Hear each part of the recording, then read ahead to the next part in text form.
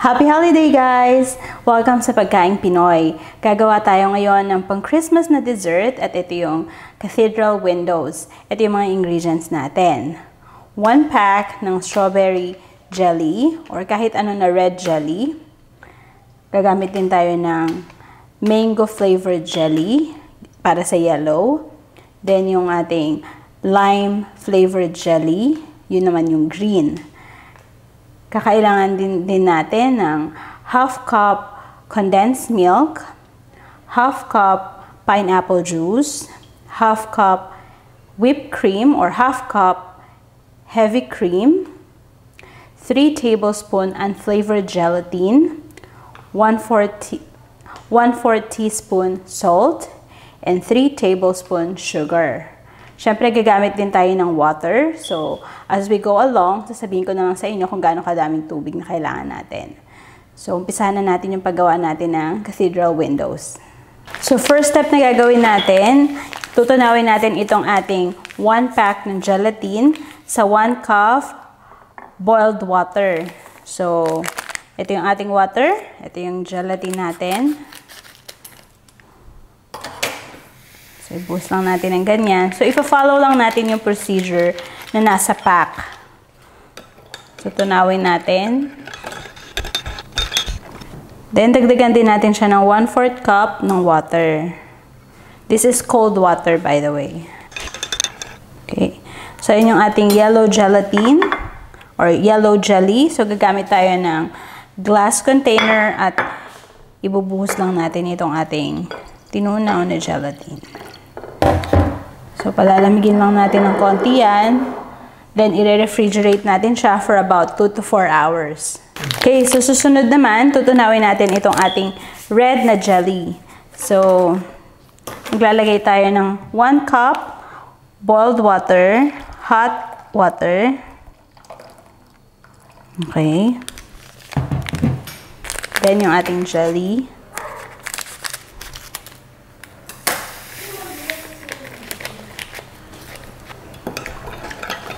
Tutunawin lang natin ito.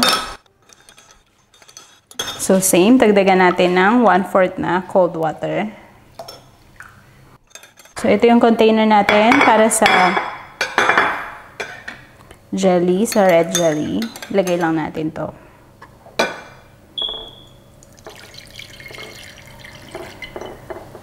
Okay, so, another jelly. Ito naman yung ating green jelly. Tutunawin natin. So, 1 cup hot water.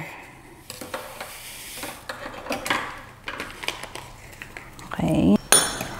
Haluin lang maigi. Lagyan natin ulit ng 1/4 cup ng cold water.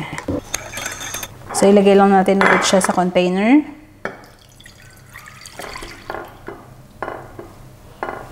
So, palalamigin muna natin ito for about 2 to 4 hours. So, babalik na lang tayo ulit mamaya.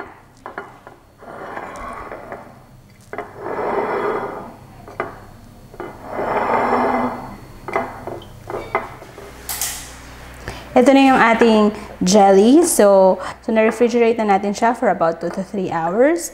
At ngayon, hihiwain na natin itong ating jelly.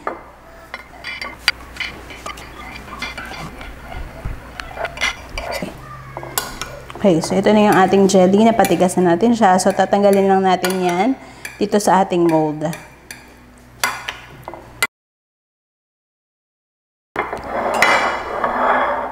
Next, yung green jelly.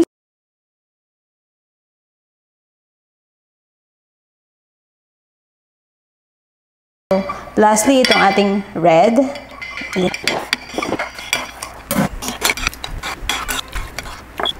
Okay, so next naman, gagawin naman natin yung ating white na jelly. So, para gawin natin yon, lalagyan natin yung ating condensed milk.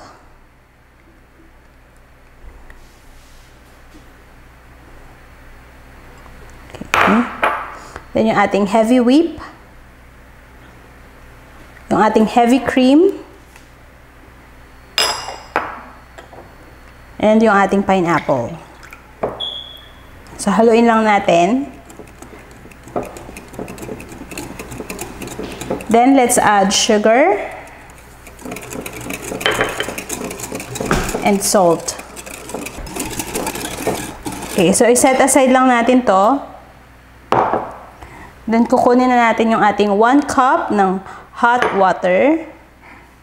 Then ilalagay natin itong ating unflavored jelly.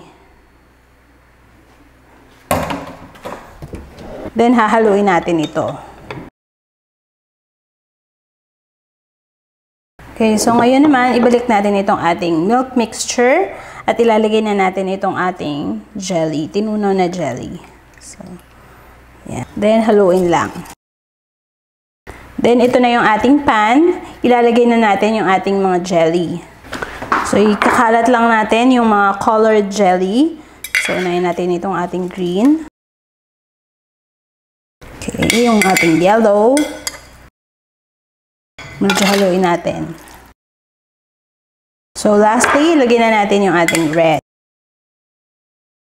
So, dahan-dahanin lang natin yung paghalo para hindi masyado madurog yung jelly.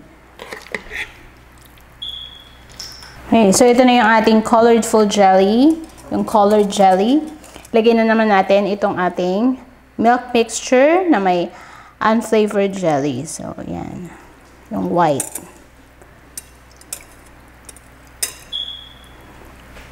Okay, then i-refrigerate natin ito for another 2 to 3 hours hanggang sa tumigas na siya.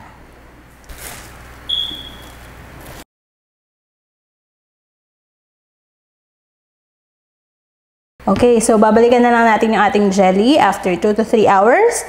Then, gawa na yung ating cathedral windows. Okay, we're back and kukunin na natin yung ating jelly. So, kunin ko lang siya sa fridge.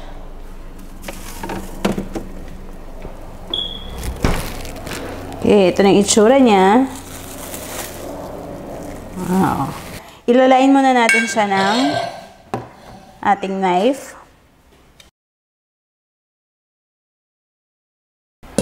Babalik na rin lang natin. There. So, this is our cathedral windows. So, look at this, guys. So, you can see the different colors. Then, islice lang natin to at tikman natin kung masarap. Okay, so tikman na natin to. Kuha ko ng slice.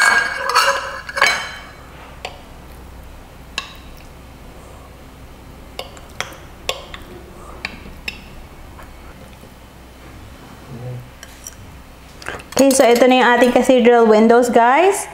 So, you can see, ito siya, titikman natin. Titikman ko na.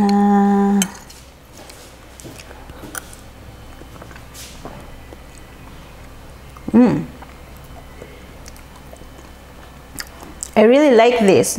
Masarap talaga siya. At I'm sure matutuwa yung mga kids ninyo pag natikman nila to. Thank you for watching, guys. Please don't forget to share and subscribe. And follow us at Instagram at Pagkaing Pinoy TV1. Visit our website at www.pagkaingpinoytv.com. At mag-join din kayo sa aming Facebook page at Pagkaing Pinoy TV. So thank you for watching, guys. See you next time. Happy New Year!